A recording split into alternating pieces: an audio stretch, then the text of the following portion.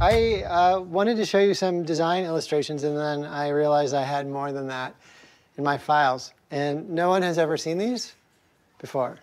So like the life cast that we're illustrating today, this photo right here is Guy Manuel getting his head cast done. That was the finished version. Same thing, 2 halves, so that we could take his head off. And then the original gloves that they wore were sculpted over casts of their hands. So what we did is we had a cast of each guy's left and right hand. We put a layer of wax over that so that we had the pink wax, so that we had a thickness guaranteed so that it wouldn't be too thin in spots.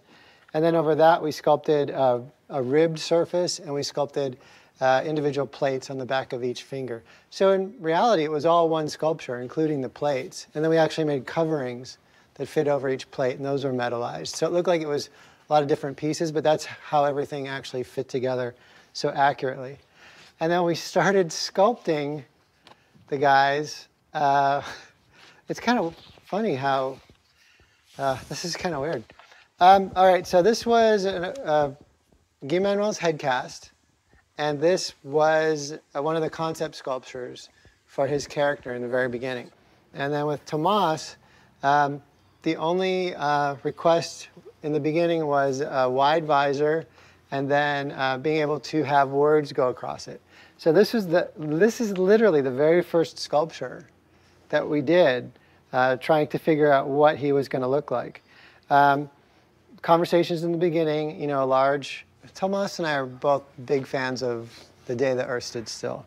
So, you know, some of the proportions exist because of that character, the robot Gort from that film. So this was the very first sculpture, and we were trying to figure out how big the words needed to be. And we were more concerned about his vision and being able to look down.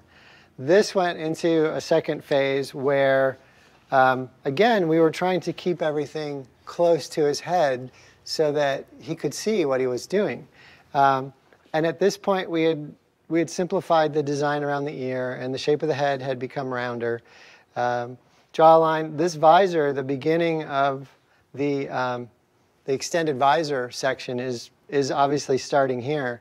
So we got this far along, and that's when Alex and Martine and Cedric and the guys came in, and we took the head casts, and they actually had done some illustrations based on this, and then changed it and gone down into a style that was more anime, because the guys were doing Interstellar, and they were, you know, they were heavily into the cartoon stuff at that time. So we ended up with a sort of a blueprint to work from, literally as a sketch though. This is pre-Photoshop, everything that we would normally do nowadays. Nowadays we would do a laser scan of their head and have them walk into a studio for, you know, 5 minutes and be done with it.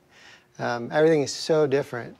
And then the gauntlets originally the guys wore gauntlets that controlled the electronics in their faces.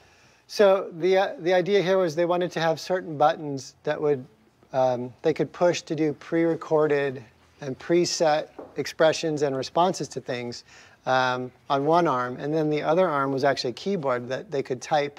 Well, Tomas could actually type a response into, and it would read across his face. So this was the beginning of that. In the very beginning as well, and these are the only photos that I have, in the very beginning, they have these collars. Tomas had this giant metal collar, but we learned really early on that it really restricted his movement. And it looked really cool, but it also started to make him look a little thicker all around, you know, just because you're building on the proportions of a human body. So once the head gets big, it's always good to leave the neck thin. And we managed to keep the neck thin, but once the collar went on, everything just really bulked up, and it started to look more football player-ish than aesthetic and aerodynamically sleek.